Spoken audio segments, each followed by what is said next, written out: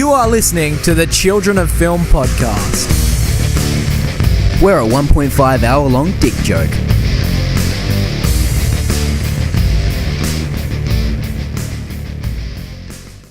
Hello, cunts. You are listening to the Children of Film podcast. After Do we have to start it like like that? With cunts? Yeah. Let's do that Absolutely. again. You know, how else, you know? No. Yes. This is the podcast, Yeah. Jared. We're raw, unfiltered, you know. You get what you pay for, and you don't pay anything. Yeah, true. So, it's been a while. For us, it's been ages, but for you listeners, it's probably like you didn't even realize we were gone. So, we're back for episode 23. We did record a version of this weeks ago, but we just kind of...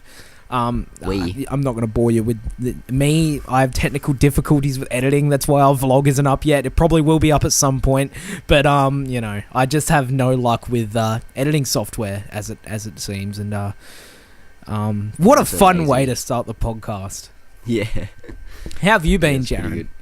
Yeah, I've been good. I actually logged in surprising news. This last week was my least amount of movies watched in a week so far this year. I only watched 6 in the week because I've been having I just have so much uni. I had to go up to uni on my week off 3 times for assignments, and I went out twice, and you know I've just been a busy man, and I have not had. I have not time, logged I've been much watching a lot of either TV as well. because I've not logged much either because I've just had no motivation to do anything. So much sitting at home, watching TV series and fucking, you know, just sitting there masturbating 3 times a day, you know. It's a busy schedule, Jaren. It's like, Jacob, TV series? What?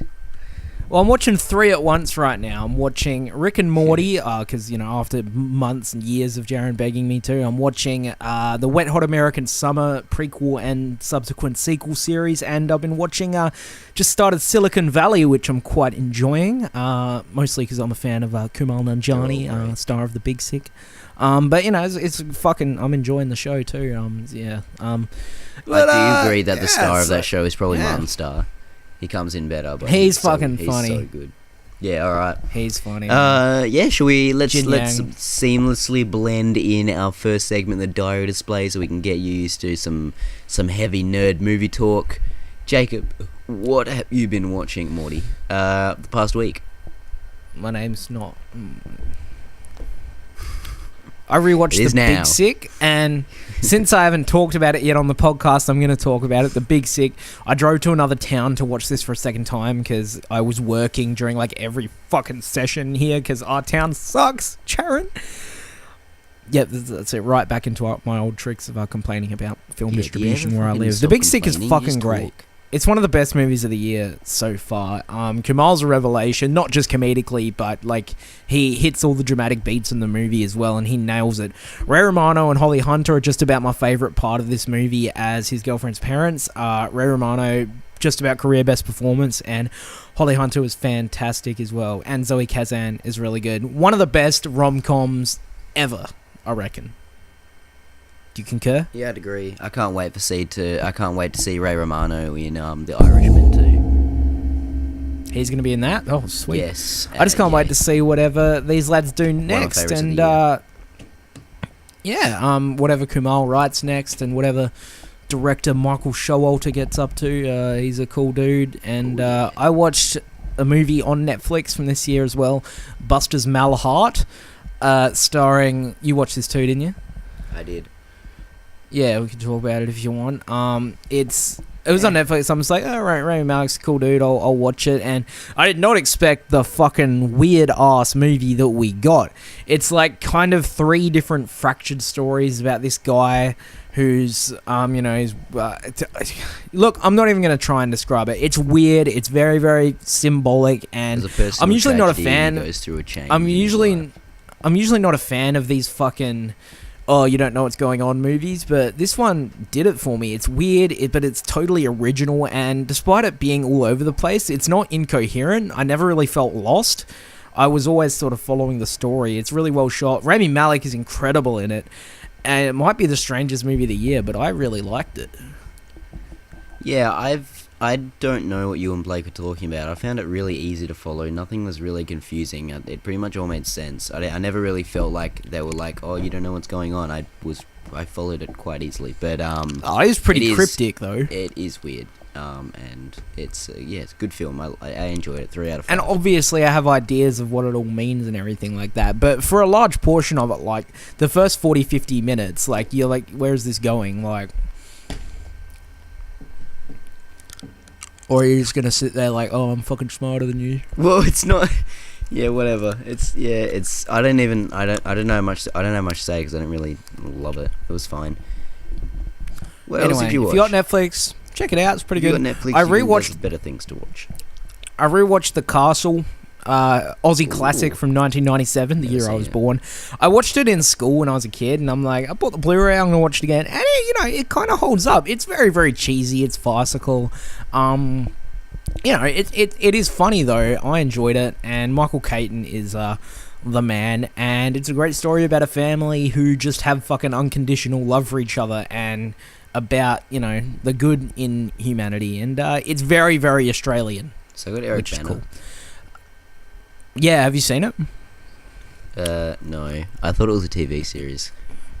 Nah, it's like about this family, and they have this like house next to the Melbourne airport, and the airport want to make room for more shit, so they try to evict him, and he like goes up against the fucking court to try and like keep the house and shit. So it's like Up, but with less balloons. Pretty much, yeah. In fact, that's entirely what Up was inspired by. There's even like a talking dog in it and shit. Oh, nice. Alright, I rewatched 50-50, which is one of my all-time favourite movies. I watch it a couple times a year. Not much to say here. I never understand the vitriol people have for Seth Rogen. He's one of my favourite comedic actors working right now, and fuck you, Like, yeah.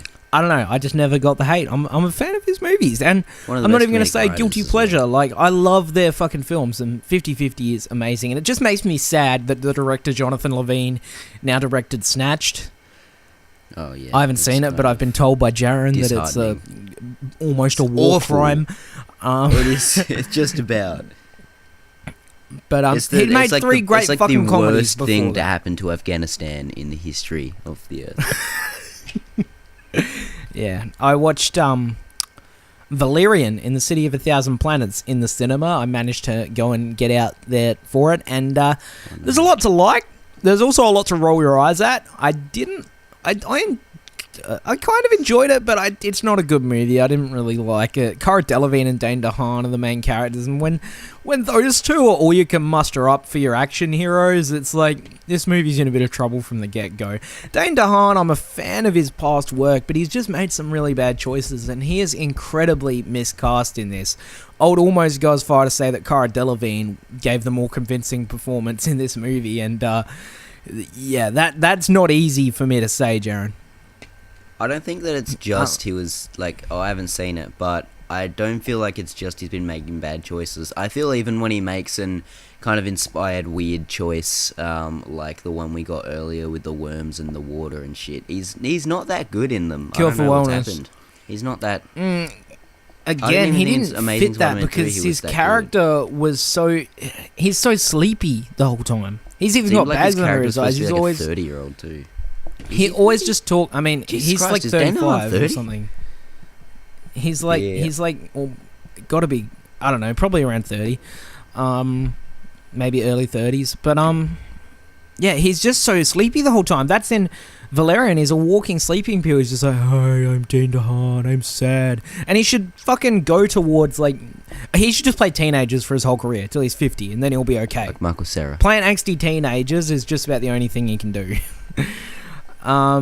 I watched Naked, Marlon Wayans' Netflix movie, and do we even have to talk about it? No. Let's move on. I'm sick of all these Groundhog Day rip-offs. There's so many of them now. Edge of Tomorrow, from that point onward, I got sick of. Edge of Tomorrow was the last like great one before I started to get sick of them. Yeah. Before I Fall was another one this year that wasn't that good. I watched The Dark Tower finally. It finally came to my theater, and It's been heavily panned, and there have been a few movies this year that have been heavily panned that we quite enjoyed, and we're going to add The Dark Tower to that list, because I didn't think it was too bad. Yeah, I enjoyed Jeremy it. saw it too. What are your thoughts? Yeah, I actually enjoyed myself while watching it. I thought it was a fun watch. I honestly didn't even know this was a book series until the movie was announced. I have no past recollections with it. And the only thing I knew about it was that I was supposed to hate it. So I went in like, oh, here's a movie I haven't seen anything of. Apparently it's going to be really bad. Let's just sit down and watch it. And I really enjoyed myself. I think Idris Elba and McConaughey are legitimately great. I think the kid isn't too bad. He was. Kid was good. Yeah, he was good. I'd like to see him in more stuff. I think the CGI was pretty creative, even though in some bits it got a bit silly. I think all of the references to other Stephen King movies were really fun. I didn't think they were ham-fisted, and it was just a fun adventure romp. The action scenes were cool. It was just fun and adventurous, and I liked being introduced to this lore and this world. And I'd be keen for a sequel, but I don't think we're gonna get one. Yeah, I kind of knew a little about the books. I'd never read them, but my mum is Stephen King's #1 fan and has read them all. And I took her to see the movie, and even she liked it. So I guess it impressed one Stephen King fan who's read the books. So let's say it was a success. But it definitely has its flaws. Like It does feel rushed, 95 minutes to fit all this lore in. It introduces a lot of super cool stuff that it doesn't really take as far as it could have. I think it might even work better as like a TV series or something, which I think they might be doing. And I didn't love McConaughey. It wasn't so much his performance. It was just, I didn't think the villain was all that engaging, the Man in Black, but I thought he was. I loved him. Idris Elba is the man, though. Idris Elba is like great, and it has a lot of great lines and great scenes. I like the scene where he's teaching the kid how to shoot a gun. Freaking, I do not kill with my gun. I kill with my heart. A man who kills with his gun has forgotten the face of his father. Yeah, but no. So we like The Dark Tower. It's been horrifically panned, one of the worst movies of the year. I liked it. I'd give it like a 3.5 stars out of 5. If you haven't watched it yet, maybe give it a chance, because we are the end-all be-all of film criticism. Oh yeah, exactly. If you disagree with us, the fuck you.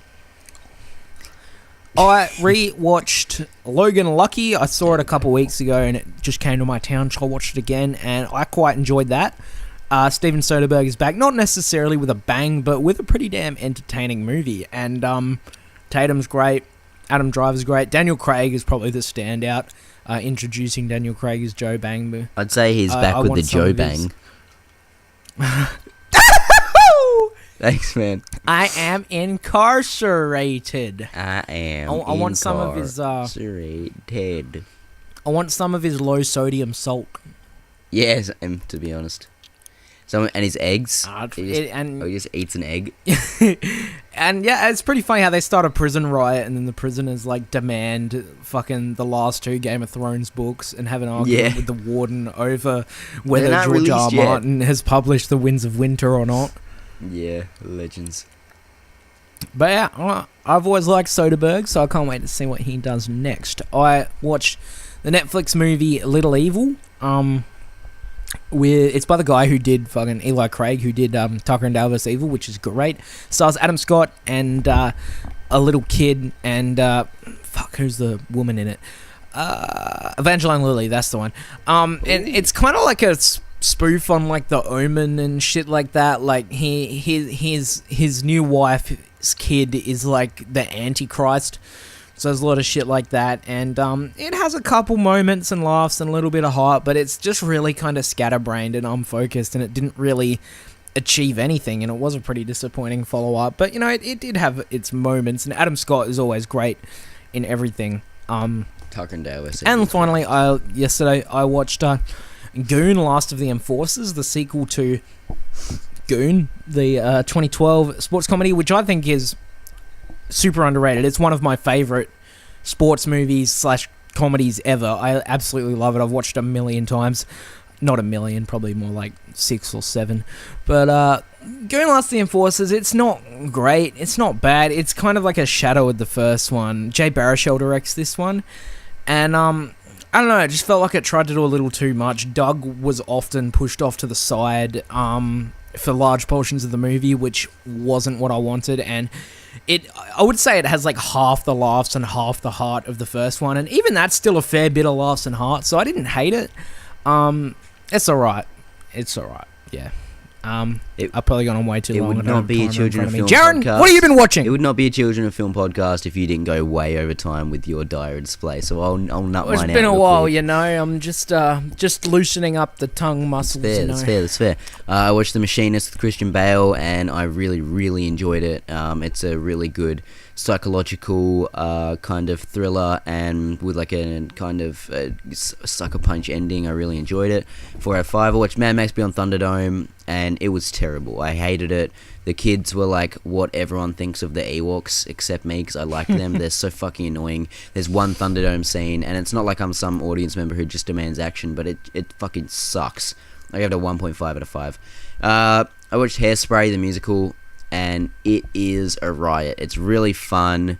Musical numbers are forgettable, but I mean, it's got a good message behind it. It's obviously based on the Broadway, and it's just so fun. And whoever casted John Travolta as an old lady, unironically, and I really want to meet him and give him a handshake, or her, because John Travolta plays this fat girl's mum. And it's not like she's a transgender or anything. He just plays a woman. He has a wig, he wears a fat suit, and he puts on a voice. It's amazing. And she has a husband and stuff, and it's awesome. Zac Efron's he's pretty good in it, although he's not one of the main characters. But no, I did enjoy it. I watched The Hitman's Bodyguard. It was I wanted it to be funnier, I wanted it to be better. But it's fine. I gave it a 3 out of 5. I'm disappointed to hear that it's just okay. Like, I was hell looking forward to it. Yeah, me too. The trailer's funny as. I watched Death Note on Netflix. I'll be seeing it next week. Death Note is whatever. I enjoyed it more than a lot of people, including Jacob. I gave it a 2.5 out of 5. I think it's wasted potential. I think that Willem Dafoe is legitimately great in it. I think he's amazing as Ryuk, but I think that they highly, highly underused him. I'm just gonna chime in on this because I watched it more than a week ago, but it was pretty disappointing. I saw a lot of people saying they liked it, and it's like Nat Wolff was shit. The girl was shit in it. Oh, Nat Wolff was terrible. He was so How bad. about when the scene when he first sees Ryuk, he's just like, ah! Oh, me and Molly were laughing at that. Me and my girlfriend were laughing at that when he's under the table and he's just like, ah! And he's just like, it's not even a scared scream. He's just screaming, and I'm like, and we paused it and laughed at it. It was, Jesus Margaret Christ, Qualley was so pretty terrible. There were some pretty cool visual choices, but the script was awful. Ryuk was good. Keith Stanfield tried with the shit dialogue he was given. Come on, Adam Wingard. Yeah, I mean, he's like, right. I liked Blair Witch, so I was still on the Wingard train. But after this one, I'm like, 3-1. Wingard, I got 1 foot stepping onto the platform. 3-1. Keep me on your train. Do something good. Oh man, yeah, he needs to do more original stuff like You're Next and The Guest. Yep. Which is a shame because I think adaptations. He's directing. He's directing fucking Kong vs Godzilla. Yes, I did. Rep. Like, I wonder if they'll do a Star Wars and kick him after he makes a bad film, or like a James Cameron or something. Yeah. A Ridley Scott. Like how they kicked what's his name off of making Alien. Oh jeez. And they kicked Josh Trank off of Star Wars. Anyway, I rewatched Bridesmaids, one of my favorite comedies. It's got a lot of heart. It's got a lot of humor. And an Oscar-nominated performance from Melissa McCarthy, which she 100% deserved, and I love it. Well, you're a little cunt. Thanks, man. I watched Buster's Mel Hart, whatever. I watched American Made in the cinema, and I really enjoyed it. It's Doug Liman doing his best Scorsese impression, from the stylistic choices to the plot. Yes, Scorsese, as they call him in Birdman. I'm keen for this. Tom Cruise is so great. He is so great, and I loved him. And the actress who played his wife is actually pretty good too, although she's not in it a lot. Who dat? I don't know. Yeah, it was I'll pretty Google good. it while you talk. I rewatched The Gift, Joel Edgerton's directorial debut. He wrote it, he produced it, he stars in it, and it's still great. Jason Bateman's still amazing in it. I'm Gordo the Weirdo. I watched The Outcast, 2017 Netflix movie with Victoria Justice, and it's just fucking awful. It's just terrible. It's everything wrong with high school movies in one movie, and it's like Mean Girls and Clueless and all that, but just awful. It doesn't have any of the charm, any of the funny characters, funny dialogue that those movies have. I really like both of them. Sad reacts. It just fucking sucks. I watched The Parent Trap. My girlfriend made me watch it. Oh, here we go. It's some cult classic Disney film, and it's terrible. The main chick in it, who's also in Mean Girls, by the way, she's not good. She plays a dual role.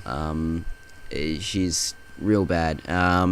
Now, Jaren's causing a bit of controversy within our group of friends with this one. Everyone's getting mad at him for disliking it. Bad. So I'm going to have to watch it now. Yeah. I'm going to have to watch it to verify whether he's right or not. So there'll be more on this next week. Because it's so, I don't know, it's just my so opinion is old valued and more than cheesy everyone and a else. part of its So time, and it's just so outdated. It doesn't... Nothing. It's that humor where it's like there's the two little girls, and one will cause a prank and another, and like she'll make her jump in water, and then they'll steal in clothes and run away, and the chick will get up and look at them from the water, look at them running away, and then it'll be close up, and she's like, "Oh, the game is on," and then there's like a montage, and it's not funny. Whatever. Fuck you, Parent Trap. And then. Funny. I watched. I preferred it when they were scheming and trying to get their parents back together, which is like 1/3 of the movie. And then last night I watched. Actually, it wasn't. Yeah, it was last night. I watched Dawn of the Dead. Zack Snyder's Dawn of the Dead, and I really liked it. I came for sepia tone zombies being murdered in slow motion, and I left with sepia tone zombies being murdered with slow motion, with a surprising amount of heart. A cool kind of thing, it's a zombie apocalypse and they're stuck in a shopping center. It's pretty cool. Michael Kelly, one of the most underrated character actors in the world, is in it. He's fucking amazing in House of Cards. That's his best role. He's terrific in it. And he's great in this too. Everyone's great in this. It's pretty cool. Modern Fam Ty Burrell has a heel role in this. He's like kind of a douchebag. It's pretty funny. And I really enjoyed it. And I'm pretty sure I watched something else that I'm forgetting, but whatever. Oh yeah, it was today. It's a good movie. What did I watch? It was today, right before this one. RoboCop. I watched RoboCop. RoboCop was awesome. Jacob, it's got everything I love. Gratuitous violence. I thought you were listing things. Yeah, I'm done. Brooklyn Nine-Nine joke. I'd buy Watch that it. for $1. Yeah, I'd buy that for $1. Yeah, RoboCop's fucking awesome. I really enjoyed it. And yeah, it's quite violent and gratuitously violent. Now, I just want to say something since we've missed the podcast for a few weeks. Are there any movies from this year that you've watched in the last month or so that you want to bring up? Just give a bit of mention to, because I want to talk about Wind River. Yep.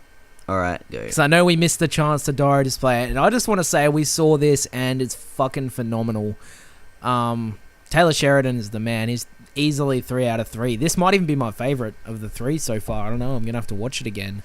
But I'd say it's definitely one of the best of the year so far. So if you haven't watched it, definitely check it out. All right, I'll just rattle off a couple. I watched Annabelle Creation from this year.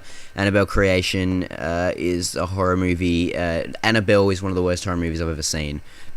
And Annabelle Creation... One of the worst movies I've ever seen. Annabelle Creation... I wouldn't go that far. Oh, actually, maybe. Annabelle Creation is terrific. Actually, I take it back. It's not terrific. It's real. It's a massive step up from the first one compared to it.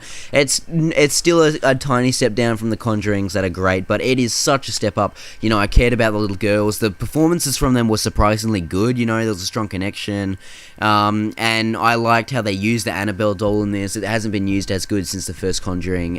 It's actually scary. The force behind it was actually threatening, and I felt scared for these people since it mutilated something that I thought was going to be until the end. But it was really cool, and it got, dude. Remember that I'm not going to spoil it, but that symbolism for Christ towards the end, that was fucking gory as, man. Oh, that was brutal. Yeah, I was like, I'm glad they went gory with it. I really enjoyed it. Jaren, 2017, The Wall. Don't you hate it? The Wall was good. I liked it. Wind River, I liked it. What? What was the? Oh, I was just gonna say, don't you hate it when you accidentally get your tongue caught in like the lid of a pump bottle and then you start bleeding? Oh god! Then you have that like metallic blood taste in your mouth. And that just happened to me. Whenever you try to like you lick it, it just keeps getting wet and it's worse. It just keeps coming. Yeah, you lick your finger to see if the blood's there, but you don't see any blood, but you can definitely taste blood. God damn it! Yeah, because it goes away with the saliva or whatever. Don't make me angry. The Wall I really enjoyed. It's a good film by Doug Liman. John Cena. I should have been in it a bit more than like 3/4 of the movie, but I really enjoyed it. Aaron Taylor-Johnson is great. This would be his career best performance if it wasn't for Nocturnal Animals. He was so good. Wind River I fucking loved. Wind River is terrific. It's insane. Logan Lucky, I really enjoyed. It's a fun ride. It's not amazing like some critics are saying it is, but it is a fun ride. Did you talk about A Ghost Story? Not yet, I'm getting to it. Cars 3, better than the second Cars movie. Not as good as the first one. It's fine. It's Rocky with cars. I liked it, man. I predicted the whole storyline. Nothing surprised me. It was fine. Even the last race, I knew what was going to happen. The Dark Tower, we already talked about it.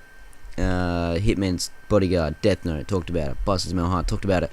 And now, one of the best movies I've seen all year, A Ghost Story. A Ghost Story hit me out of nowhere. It's A24. I think Wind River's A24 too. Is it? No, maybe that's something else. Maybe that was something else. I watched another A24 movie after that. Whatever. Yeah. Where am I? A Ghost Story, so good. It stars Casey Affleck and Rooney Mara, and it's about a couple, and there's like kind of a personal tragedy, and something happens, and Casey Affleck plays a ghost, like directly after his best leading actor Oscar win. He plays a ghost with a sheet over its head the whole time. It's a play on, and it's him in the sheet the whole time. Yeah, it is. It's directed by David Lowery, and it's a play on it's a juxtaposition, this like terribly haunting draft story, and the juxtaposition with the how kids dress up for ghosts, as how kids see ghosts as just these white sheeted things, and it talks about so much things in life. It has a positive connotations to connection to land, connection to person. It's deep and personal. It goes over everything. It gets real weird, and I loved it. There's that pie scene. If you haven't heard about it, I won't spoil it, but there's a pie scene which I just thought was breathtaking. I didn't know it was going to be in it before I saw it. You did, which is why it blew me away. And thanks for the fucking jab. I was connected. Well, fuck you. I was connected to this movie the whole time, and it hit me out of nowhere. It has such a strong emotional core, and I just love how someone can make a movie so weird and he can just get away with it. No one even knew this movie was happening until the trailers. They filmed it in such a remote location. David Lowery filmed it with Affleck and Mara because they were with him on Ain't Them Body Saints, so he was like, you guys are part of my family. Apparently they had a good bond on that set. You're a part of my family, come be in this story. Don't tell anyone. Pete's Dragon was pretty good too, I will say. Yeah, and this is one of my favourite of the year in my top 4. I fucking loved it. A Ghost Story and Wind River were two of the best I've seen since our last episode, and that was beautiful. Did you write that speech beforehand? What speech? The Ghost Story speech. I didn't actually. Let me look at my review. I'll just go down my review if you want me to. Much like The Babadook, this is a film about a much deeper story than what it seems on the outside. It's told through a fantastical lens. It's told by it's a 1:33:1 aspect ratio, so we kind of look like we're peering through a window at this person's life. Okay. Which at least you're not reading the plot synopsis. Well, I really liked that. It was like 1:3:1 is so there's like black on the side and top and bottom, so it is kind of like we're peering through a window. Here Lowry tells a tale of a connection to loved ones and physical property, how we can attach ourselves to object in life, and how it can be a singular ideology and hard for other people to understand, but easy for us. It's absolutely not meant for most audiences. It is fucking weird. It involves time travel and a 5-minute shot of someone eating pie. While it can be unusual, A Ghost Story is a deeply affecting and unconventional love story that you will not soon forget. It will work its way into your brain and make you think twice about those strange sounds you hear at night when everything is quiet, and maybe not in a kind of horror way that we're used to. The balls on Lowry to cover an Oscar winner in a sheet. Sorry, you go. Ghost. Yeah, what? Alright, here's my Wind River review. I thought I was prepared for this. I was not. Taylor Sheridan has outdone himself. Jeremy Renner deserves an Oscar nomination. I am shaken. Yeah, that's pretty good. Let's move on with the show. Fuck you. Let me find where's my Wind River review? I think it's like one sentence. Hang on, let me beat you to it with my Ghost Story review. It didn't knock my socks off the way I'd hoped, but it's a visually beautiful, larger-than-life tale about death and how it affects us before and after it happens. Major props to David Lowery for making something totally personal to him and not holding anyone's hand in the process. Wind River. For all the many character studies and moments of reflection and lamentation, Wind River thrives because it never forgets to be a hard-hitting, emotional, gritty thriller with twists and turns, gorgeous cinematography, a fantastic screenplay, and 2 central performances that are Oscar-worthy. It can get hard to watch, but the payoff is immaculate. Thank you, Taylor Sheridan. Don't fucking stop whatever you're doing. Nice one. Well, one podcast will spend the entire time just reading each other's reviews. Each other's, not our own, each other's. This has just turned into a product placement for our Letterboxd accounts, by the way. On Letterboxd, just type Follow in us Jaren, just type and in go see A Ghost Story and Wind River and J-A-R-O-N. The Dark Tower. I like the question mark, the Dark Tower. Dark Tower? Yeah, whatever floats your boat. I hung myself from the ceiling. It was a cry for help. We're 30 minutes in and we've done one segment. Yes. I love it. Awesome. Let's go. We're back in business. All right. We got a little bit of news to chatter about. We're just going to talk about the Ed Skrein thing. Ed Skrein was cast in the Hellboy reboot as Ben Daimio, an Asian American character, which of course brought upon many controversies. Many a controversy. You'll know him from Deadpool. He plays Ajax, the villain. Little trouble there. And he played that dude in Game of Thrones for like 2 episodes and then was recast. Oh yeah, he did, didn't he? He dropped out to do Deadpool. Dario. But, yeah, Dario. I forgot about. I didn't know. I like the Dario. other guy they got. I prefer the other guy, but no offense. But no, Ed Skrein. This is the remake with David Harbour. Ed Skrein went on Twitter, and it was actually his decision to step down. He wrote this on Twitter. It is clear that representing this character in a culturally accurate way holds significance for people, and to neglect this responsibility will continue a worrying tendency to obscure ethnic minority stories and voices in the arts. I'm stepping down, is what he said. And then David Harbour said, "Hey internet, thank you for your voices. An injustice was done, and it has been corrected. Many thanks to Ed Skrein for doing what is right." So it seems like it wasn't the studio. Like, it seems like the studio wouldn't have really cared, but these actors were like, "No, I'm done." Yeah, and that was studio just fucked up. That was just a snippet from his Twitter thing too. Skrein hadn't read the comics or anything, so he probably didn't fucking know. He just took the role because it's like, "Hey, Hellboy, sweet." Yeah. Fucking good on him, because I think this is going to fucking set a precedent. Yeah, exactly. And I think it's gonna, it's gonna inspire more actors to, be more careful about taking those sorts of roles and shit, and hopefully inspire studios to fucking have a bit of respect for actors and for people in general. Yeah, especially because he said he talked about how he comes from a mixed heritage family, so it means a lot to him, and he was like, "It is my hope that one day these decisions will become less necessary and that we can help make equal representation in the arts a reality. I'm sad to leave Hellboy, but if this decision brings us closer to that day, it is worth it. With love, Ed Skrein." And my respect level for Ed Skrein just went up 50-fold. Nah, good on him. This is going to help his career, I reckon. Yeah. And just, he's a good lad. Him, leaving a comic book movie of all things, while he's on top of his game after Deadpool was pretty ballsy. Hellboy, more like good boy. You're a good boy, Ed Skrein. Holy shit, that was good. That was, fuck off.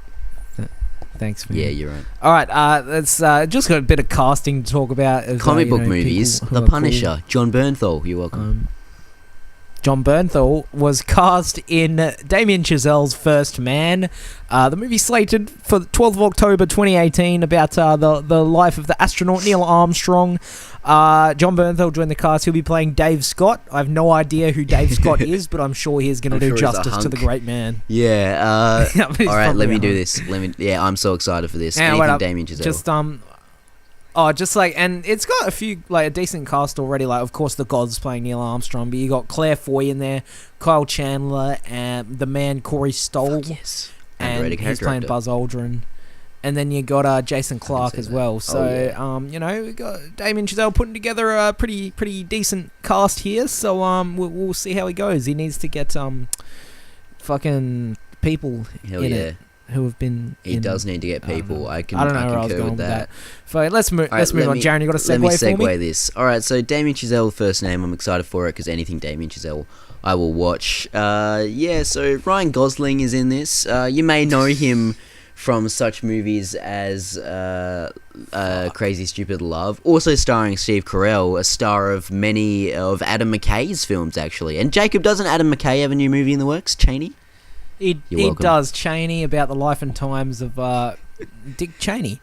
We got a bit of casting news. Most recently, the man, Sam fucking Rockwell, is in talks to play George W. Bush in Adam McKay's aforementioned film Cheney.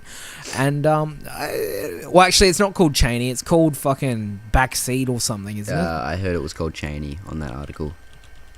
Hang on, I'm gonna get to the bottom. Anyway, while you're looking up that, I just want to say that this is a bit of mixed feelings for me because one, anything Adam McKay I'll watch, I love him, and two, 40% of things Sam Rockwell touches turn to shit. So we'll have to see.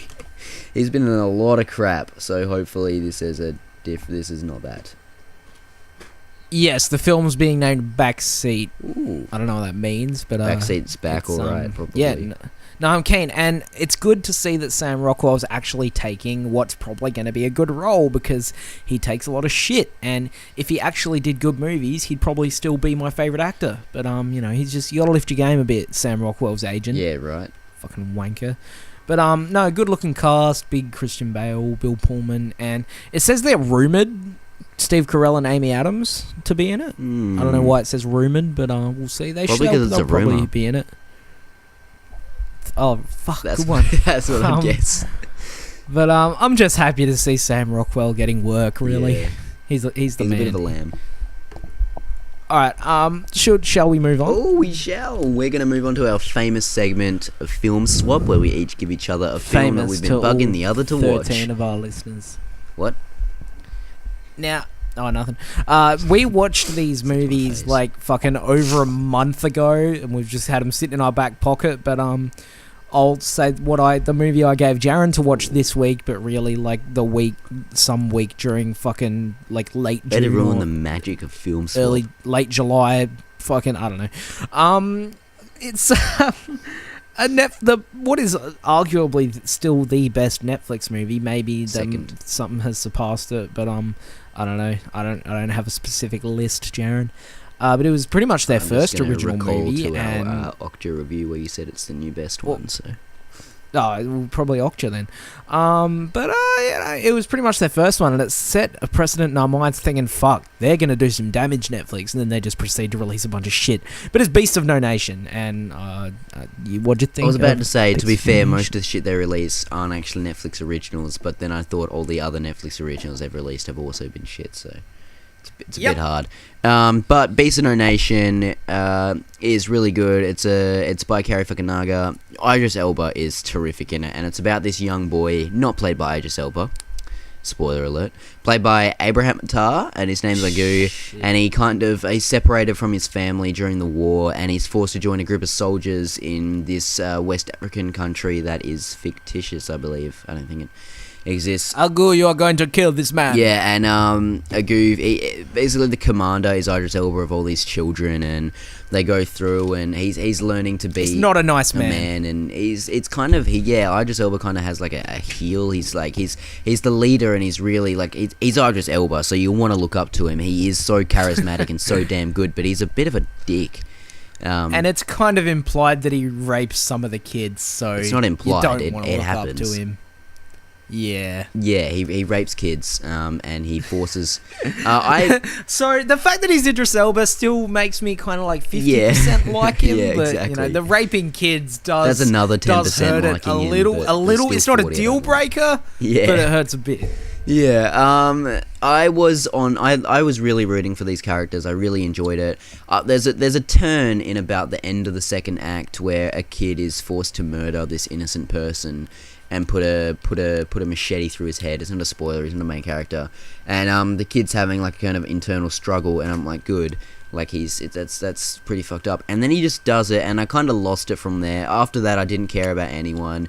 The kid just got worse and worse, and Idris Elba was still a dick, and I didn't really care about anyone. I was still along for the journey, but I kind of lost interest in the characters because that was just too fucked up. And I was like, come on, man, you could have. I don't know. It was. I mean, I knew that it had to happen, but I kind of. If he didn't do it, then there would be no movie because Elba would have just killed him immediately. I know, but it's. I don't know. I just stopped rooting for him. But it is definitely a great movie, and it is probably the second or third best Netflix original film that I have seen. Okja, that, Win It All, Hush is up there. Hush. Win It All is up there. Win It All, Hush. Yeah, that's definitely the top 4, unless I think of another one, and then it's not definitely the top 4, Jacob. Yeah. Anyway, I gave Jacob a movie about 4 months ago, but we could not find it. They removed it from Netflix. They removed it from Netflix. Watch it. And then, I told him to watch whilst on our journey to Melbourne, I found it for $1 in a fucking cash converters on DVD. So he was like, hell yeah. And it was actually $2, but it was half price. So yeah, $1. And this movie is a movie that I absolutely adore, and it is LA Confidential, starring the man Guy Pearce, Kevin Spacey, who was actually the man. That's what I was going to say first. But also Guy Pearce, Russell Crowe, who was also the man. I just fucking love it, Jacob. 1950s Los Angeles is the seedy backdrop for this intricate noirish tale of police corruption and Hollywood sleaze.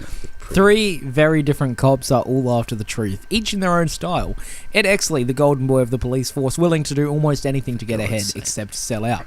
Bud White, ready to break the rules to seek justice, but barely able to keep his raging violence under control. And Jack Vicente. Guess who the raging violent one is? Vincennes? Oh, Kevin Spacey, definitely. Always looking for celebrity and a quick buck, and so, alright, I can't do it anymore. Thank you. Alright, so yeah, you got Guy Pearce is this sort of idealistic young cop. He's kind of the new kid on the block, but he gets given this big assignment to take down this fucking murder case. And Kevin Spacey's kind of like I don't want to spoil where his character goes, but I really, really liked where his character goes, because his character goes places, He does. Russell Crowe was good, but I think Kevin Spacey was probably my favourite performance in it. Who's yours? Russell Crowe. Guy Pearce or Kevin was great, Spacey. But I loved Spacey. Danny DeVito is always fun to see. But his last line of dialogue is great, and it's a great moment. Mine would be Russell Crowe or Kevin Spacey. I love them both. But I think Russell Crowe, not spoilers or anything, but I think Russell Crowe's character has more to do because him and Guy Pearce are the 2 main cops. Kevin Spacey's in the background doing his own thing, but he's still amazing. But mine's probably Russell Crowe. But I like this noir type shit. Anything that's like 1950s detectives and shit. I even enjoyed the video game LA Noire, which was pretty fun. But I'm yeah, man, it's a good game. I'm into this sort of shit. I wasn't that engaged with the mystery until probably the second half. Like the first half, I was kind of bored, but then as it goes on, you really get into it, and it is like 2.5 hours long or something. So you got a lot of time. 2 hours and 10 minutes. And it's 2 hours and 18 minutes actually, Jaron. I just looked. Yeah, again, I saw it like fucking over a month ago, so I don't remember a lot, so I'm kind of just pulling shit out of my ass here. But point is, I quite like this movie. I would watch it again. And I've been kind of following your trail of watching a bunch of old Russell Crowe movies, as you've done over the past few months. You've just been going back and checking out all of his old shit. He's amazing. I've just been kind of following in your slipstream a little bit. Yeah, well, I do blaze a good trail that people like to follow, so I'm not surprised. 2 actors like Russell Crowe that I have gone through and watched lots of their old filmography this year is Russell Crowe, and then probably like my second or third favorite actor, De Niro, now after this year. Dude, Yeah, this was probably the shittest film swap of all time because it's that long since we watched them and we have no idea what to say. So we're just trying to sound like we remember the movie when really we're like, it was cool. It was very noirish. Yeah, it was noirish, Jacob. You've got. It was so fucking noirish, Jaron. Like you You could cut the noirishness with a knife. I think Russell Crowe's best With a performance was knife. War Machine, though. Dude, that was the best bit in that whole movie. When in War You just Machine, spoiled the cameo. there's like... Sorry? You spoiled the cameo. I don't give a shit. No one cares. In War Machine... It's not a great film. It's not a great film at all. It's so boring. And then with 30 seconds left... It's like, oh, and it'll just keep going around. It's supposed to be like, it's just a figurehead. The same thing will keep happening. And Russell Crowe just starts walking, and I'm like, no! I just fucking lose it. And I'm like, God damn! Yeah, it's just And amazing. with that, let's go God into damn! our fucking top 5 Thanks, noob. for the day. Rick and We're Morty. doing top 5 favorite trilogies. Now, I don't even know why we're doing it. Jaron, what's the reason for this? I forgot. Because... Or is it just 'cause you wanna do I it? think it's because 4 weeks ago when we were going to do it, a new trilogy concluded with War for the Planet of the Apes, but now it's been a long right. time. That'll do. And we couldn't think of anything better, so... All right, here's a segue. There's fucking Star Wars news every week, and Star Wars is a trilogy, so we're doing top 5 favorite There trilogies. is fucking Star Wars news. So just a couple things. We've eliminated the Cornetto trilogy because one, technically they're not three They're not of a the same story, but mainly because it would just be number one. That wouldn't be fair to the other movies because it'd be that fucking far ahead as number one for both of us. So we just omitted it. And we're also not counting stuff that's like an entire franchise. So shit like Alien and Terminator, where it's like there's like 5 of them. We're not really Rocky. counting. But some stuff, I don't know. We have our own rules. Fuck you. So we just do a couple honorable mentions. We want to honorable mention one that probably technically doesn't count, but the Peter Berg, Mark Wahlberg real life tragedy trilogy, as we talk about a lot on the from show. the Children of Film podcast. Trademarked. Great films. Trademarked. That's probably the best thing we've ever come up with. We need to get a fucking patent for it, get Oh, yeah. funding, go to Silicon Valley, make a startup, hire a fucking Fail miserably and then gangbanger move to back here. design a logo for Yeah. us. Design a And logo it's of gonna be me me fucking having you in sex the with arse. you as dressed as the Eiffel Tower. I'm the alpha though. No, get lost. I'm the alpha. I'm bigger than you. Disagree. I mean, Yeah, maybe sideways. Get wrecked. you know, height and depth. He's grown wise. sideways. That's another trilogy joke. Anyway, name your honorable mentions and then your number one. Okay, well that the Harold and Kumar trilogy, the first one, the Guantanamo Bay one, and I the like Christmas one. just because there's naked nuns. Yeah, the first one is like I watch it a lot. It's funny. This is really because I couldn't think of a whole lot of trilogies, so that's an honorable mention. And 2 that were unlucky to scrape onto the list. First is the Iron Man trilogy. So yeah, we're counting those. Well, it's 3 movies. Just because the first one's great, and the second and the third one are just like okay, so it couldn't quite scrape onto my list. And then the last one that's very, very unlucky to miss my list is the Star Wars original trilogy, which we're counting. I really like all 3 of them. I don't really have... The only thing that I don't really like about them is the Ewoks, and Jaron loves them. So, Yeah. But aside from that, I think they're 3 fucking great movies. I'm going to have to watch them again at some point. So that's my honorable mentions. Jaron, am I doing my number 5? You sure are, pal.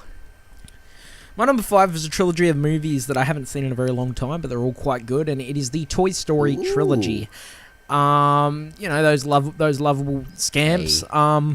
Honestly, I haven't seen these in so long, so I assume you're going to have it on your list, so I'm going to leave it to you to talk Possibly. about. Who's to say? All right, I've got a couple honorable mentions. One of them is Sam Raimi's Spider-Man trilogy. I think Fuck, I forgot about that. Shit. Nice. Probably would be an honorable mention. Oh, all right. Spider-Man 1 is a great superhero origin movie. One of the best origin movies we have. Spider-Man 2 is one of the best superhero movies we have. And Spider-Man 3, I think, is underrated. I think it gets chalked up to that one scene with him dancing as a meme, which is real bad, to be fair. But I think the whole movie as a whole is underrated. I give it probably like a 3 or a 3.15. I do need to rewatch it. Alien doesn't count. I do think the third one's underrated and the first 2 are masterpieces. So Iron Man barely scrapes because the first one is one of my favourite Marvel movies, top 3. Second one's okay. Third one's okay. Like you said, Harold and Kumar, funny trilogy. The Evil Dead trilogy. I like Army of Darkness is actually the best one in my opinion. I think the first two are fine. Lord of the Rings trilogy is not actually going to be on here. I'm sorry. I only watched them for the first time this year. And I did really like them. I still haven't seen them. I did really enjoy them, but they were a bit underwhelming for like a best picture winner, and they're all just so high, and everyone was telling me to watch them that it kind of made me have a grudge against them. But no, they are really really good. I think they'll probably grow on me. Back to the Future, I really enjoy. The third one kind of lets them down a little, but the first and second are great.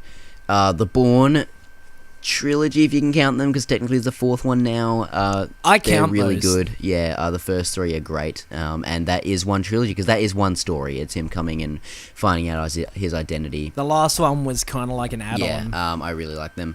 Well, the first one's him as he awakens. The second one's him trying to find his name. The third one, him's getting revenge on the people who did it to him. And then I got two more. Again, like you said, we can't really count the Peter Berg-Warburg True Life Tragedy trilogy, although it would be on my list if we could. And then another one which I like you is the original Star Wars trilogy. I didn't grow up with them, so I don't have a connection to them. Fuck you all. But I think the first one is fine. I think the second two are great. And yeah, that's me. That's me. I'm like, I think the third one is fine, and the first two are great. So my number 5. You want brawl? My number 5 is the Richard Linklater's Before trilogy. I really like these. These are masterpieces of dialogue. There's no spectacle in it. It's just such an subjective view on two people's worldviews. The first one takes place in 1995. They're all real time as well. The second one is 2000.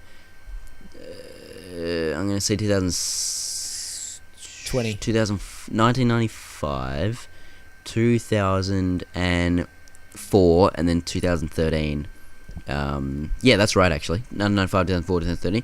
And they're all, the first one is them meeting, the second one they're meeting again, the third one is they're married, and they're all just so goddamn good, so captivating. You just spoiled that they get married? Fuck you. What? No. And then I haven't seen them. You just spoiled it for me. Maybe you should have fucking said. It's been out. They've been out for like 20 years. Well, actually, the new one's only been out for 4 years. Jim. Well, why would you think there'd be 3 if they're just still mates? Anyway, do you want to brawl in Cell Block 99? Yes. And then there's not much to say about them, although they're the worldviews, and it's just so. It's like poetic the way they're written, and they're all like 90 minutes, and it's all different stages of life and different takes on life, and it's really interesting. And Richard Linklater is just the man at making boring things so captivating. Yeah, I'm gonna have to get a hold of these. Is that your number 5?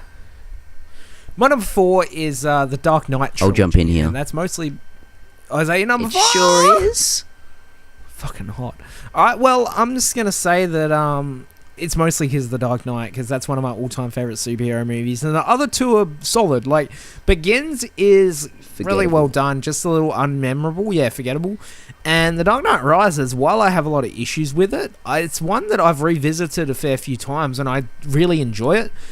So yeah, I do have issues with the plot and stuff, but honestly, I think it's a great movie. So it's definitely one of the most iconic superhero trilogies out. You stole the words from my mouth. The first one's one of my favourite superhero movies. Begins is kind of forgettable, but still a good origin. And the third one I have problems with, but I still think is great.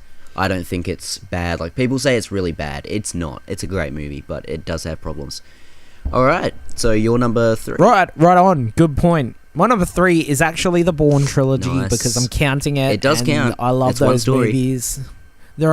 Especially the last one. They're among my favourite spy movies. Matt Damon is great as David Webb. Fuck, man. Nice. I talked about these on one of our last ones when we did spy movies, didn't we? You did. Yeah, fuck yeah, man. Good trilogy. Good movies. I think they get better as they go along too. 3.5, 4, and 4.5. Good on you, Paul Greengrass. You're a good man. Yeah, Doug Liman did the first one too.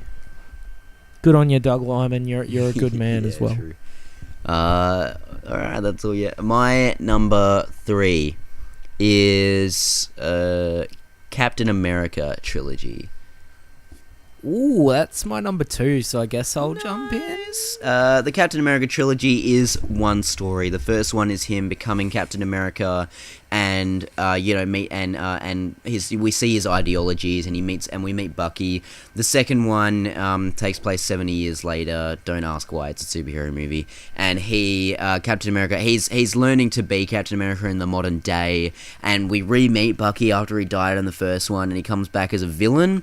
And then in the third one, it's him. He's fully Captain America. He knows how to be Captain America, but his ideologies are being challenged. And the things that came all the way back from the first one, with big Hydra being behind organizations, which is a running theme, comes into the third one and concludes with he doesn't want to join the government because he's so used to, in the past 2 movies, big governments being conspiracized and people being behind them, like people being puppets. It all comes around, and Bucky becomes a good guy again and learns who he is. And basically, if you're not on Team Cap, you're a fucking it's just dickhead. Fucking amazing trilogy. I love it. My favorite superhero trilogy. Yeah, it's very, very good. Again, because they're all great movies. I think the first one's really, really underrated. It's one of the better MCU movies, I reckon. And The Winter Soldier is fuck, man, I'm running out of steam here hard. But that's my number 2. What's your number 2, Jaron? You don't have to say it every time. I don't. I just want to let the people know why I'm not giving them my usual fantastic wit and delivery. Yeah, good one. I wouldn't call it fantastic, but it's there. It's above average, Jaron. My number 2 is, this has been flipped around. My number 1 and 2 have been flipped around so much, but I can conclude that my number 2 is the Planet of the Apes new trilogy, starting with Rise, then Dawn, then War. This has Caesar, one of the singular greatest characters in movie history, in my opinion, and it is 100% his story. They are all 4.5 or above for me, which is these are the only, number 1 and 2 are the only ones with 4.5 or above for all of them. Even Cap, the first one's a 4, then 4.5, 5. But 4.5/5, whatever. You're probably so confused by that. Whatever. I love it. Do you have anything to add? Caesar is just a great character. All the human characters in each movie are different in their own way of how they affect Caesar as a person, and I love how he grows old in each one. He looks different in each one. He learns different language. He learns more of the English language in each one. He's more seasoned. He doesn't become dumb and relearn the same lessons. He's just, it's just, fucking great. Jacob? Yeah, well, that's a good point there, because it's my number 1. Because, it was an easy decision for me. And I'm sorry I haven't seen all your classics. I haven't seen your Lord Rings and your Future of the Backs. You haven't seen Back to the Future 3? No, I've only seen the first one. I haven't seen all your War Star prequels and your fucking Godfathers and stuff. I've seen the first one. I've seen the first 2 Godfathers, and I love them. If the third one was as good, it would probably be my number 1, but I don't. So by default, this one... Who would have thought that a fucking reboot/prequel series of Planet of the Apes movies, in a time when most reboots are lazy cash grabs, would end up being this fucking amazing? The first one was a very, very solid groundwork for the series. It was a lot of fun. It was an unexpected big sort of moneymaker, summer blockbuster. And then Dawn just took it to another level, thanks to the god Matt Reeves. Everybody's going around worshipping Zack Snyder and shit. Why is no one praying to Matt Reeves? I could not give you an answer. I would start a religion based around the films of Matt Reeves. Because he's doing what no one else is doing with blockbusters. These movies are dark. They're emotional. They're about a fucking... At least like 70% of the screen time over this trilogy is dedicated to talking fucking apes. Talking apes. It's amazing, dude. Like, the balls on them. There's subtitles for a lot of it. The first like half an hour of Dawn is like a foreign movie. Most of War is in subtitles. Like, and that's why I said we haven't talked about War on the podcast yet, but I absolutely loved it. It's one of the best movies of the year, and I gave it a 5 out of 5 because fuck the system. But yeah, War and Dawn just take it to another level. They're incredible. They're emotional. Caesar is a fantastic character who's had a genuine arc. It's about, it's about humanity and how, we fucking tear ourselves apart. But it also shows there's still some, some good in us. There's a great scene with like the kid in war that's like, trying to say, look, there's still a sliver of fucking goodness left in humanity, despite the fact that they're going to have to be wiped out to create this planet of apes. There's still an air of tragedy to it that they're being wiped out. It ended really well. The action scenes are great in all of them, but it's a focus on drama. It's a focus on character and story, and they're fucking incredible, mate. I just want to point out as well, because I'm really proud of this, but when I rewatched Rise for like the 5th time preparing for Dawn, me and my girlfriend did a double feature. I watched Rise, and I realized on the back of the TV, like a TV in the very background of the first one, people probably know this, but of the first one, I realized there's a news clipping like back all the way back in Rise, and it's like space, and it's like a manned Earth spaceship lost in space, which is an amazing callback to the original one, because it's about people who got lost in space re-landing on Earth and thinking it's a different planet. That's amazing. Legends. So, there is space for this to go, but although I do think they should probably rest it here. Oh, no, war flopped. They're not going to do anymore. Yeah, I didn't... And they probably shouldn't, to be honest. It was a good conclusion. I'm just glad...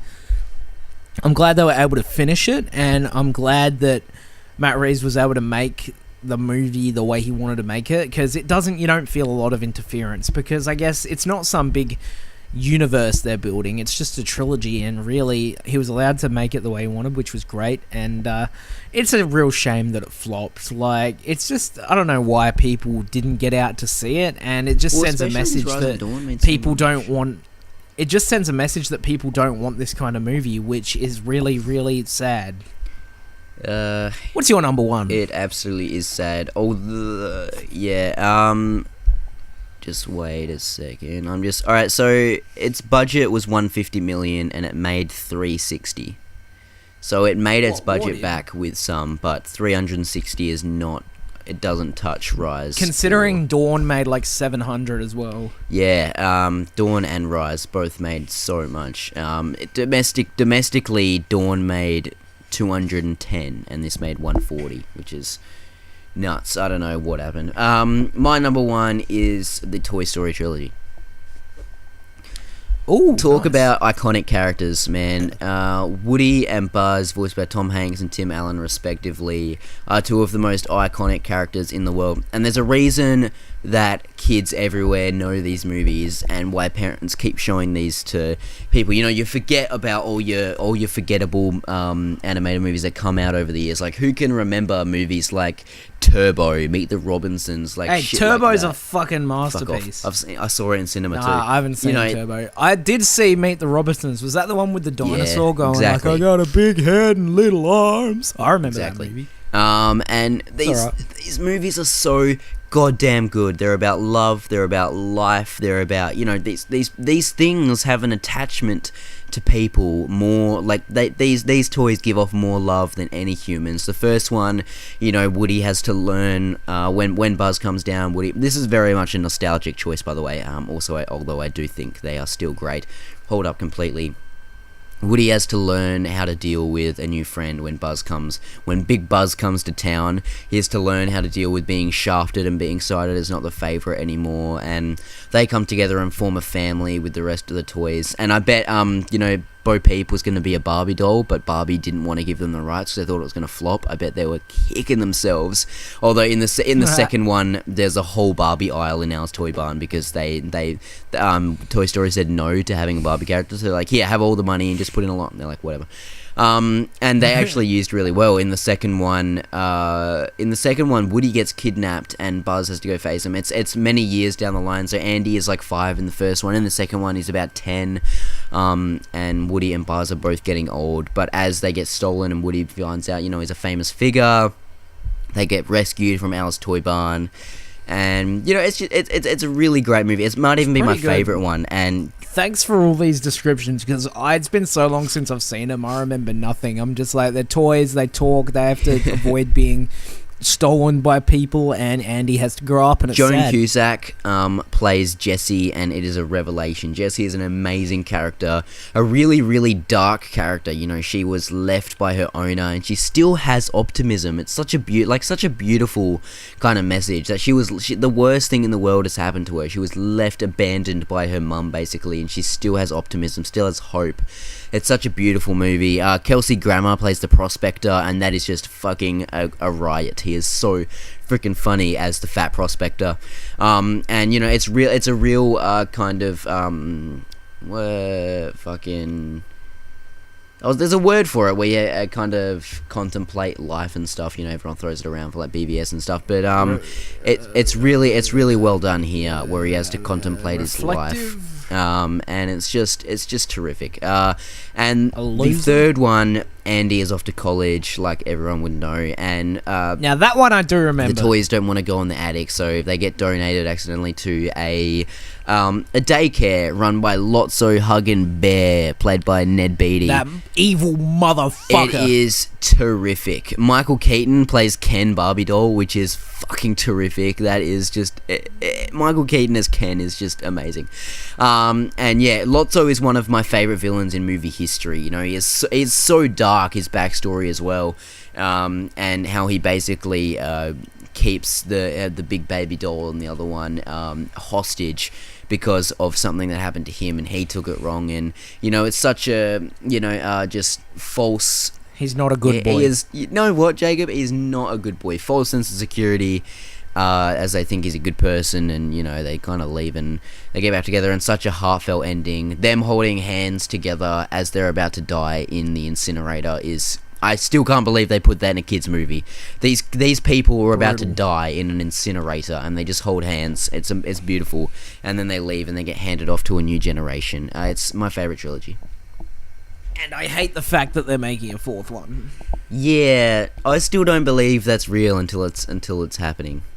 I'm not gonna believe just it. Hope. It's like that other movie I don't remember, but I don't. Oh, the Scarface remake. I don't think it won't happen until I see a trailer for it. I don't believe it's happening. I'm like that with the Crow remake. Just leave it. It just says Toy Story 4.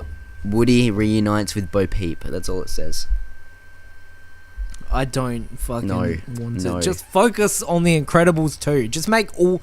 Can Pixar just do all Incredibles movies from now on? In like 8 months. Yeah, but no, can they just do like that from now on, like nothing else? Yeah, with like Brad Bird doing all of them too. Brad Bird doing all of them. Yes. Well, obviously, nobody fucking liked Tomorrowland, which was great, so he should just stick to what's popular, I guess. Exactly.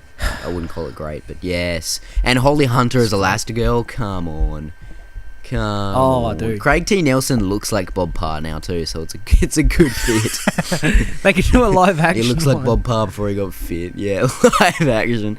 Holly Hunter is live action Elastigirl. She just needs to cut her hair. And she's fucking tiny though. Oh, I know. So's Elastigirl. Tower but Jacob, she is. Oh, true. Flexible. Hey. Definitely. Oh, it's gonna be amazing. All right, so is that the podcast? The podcast? Yeah, that's as good a note to end it on as any. Yeah. Flexible. You're goddamn right. Alright, lads, thank you so much for watching. Sorry about the hiatus if you noticed or cared. We'll be back with more stuff. No one noticed. Jacob is still currently, apparently, giving me the clips so I can try and render this vlog. You should try and do that tonight as well. I want to get it up as soon as possible. It's pretty fucking funny. And you'll enjoy it. So, I love film. Jacob loves children. We're the children of film. You did it! Good on you! Thank you so much for listening. You're goddamn right I did. And that's it till next week or whenever the next one is. Don't forget to spay and neuter your pets. Oh yeah, watch it. Neuter your pets. Follow us on Twitter, Letterboxd, subscribe, like, and neuter your pets. You've just listened to the Children of Film podcast. Man, it sucks to be you.